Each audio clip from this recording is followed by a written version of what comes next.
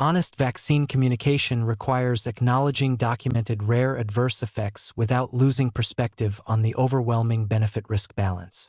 Let's talk about confirmed vaccine risks, their actual frequencies, and why transparency matters more than pretending vaccines are perfect. mRNA vaccines have been associated with rare cases of myocarditis, heart muscle inflammation, particularly in young males.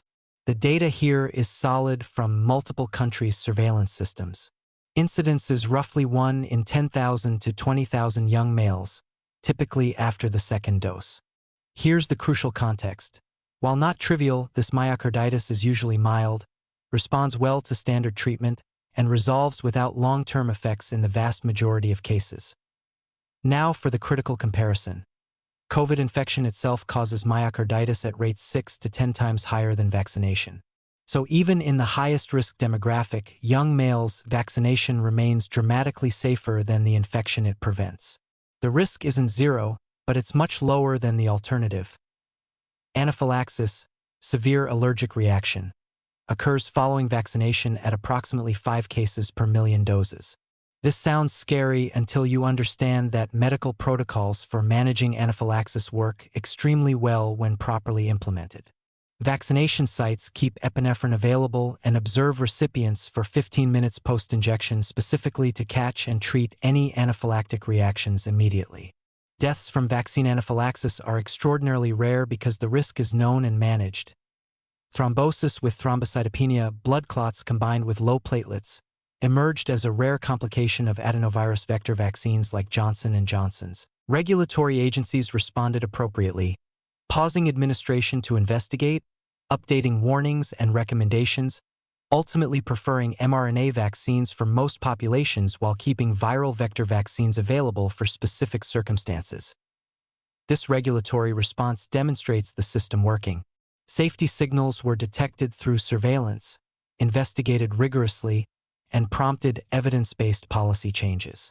Transparency about risks and appropriate regulatory action build trust more than denying problems exist. Why acknowledge rare, real risks? Because honesty builds credibility while denying problems fuels distrust. When people experience genuine rare adverse events but are told vaccines are completely safe, they feel gaslit and become convinced of cover-ups.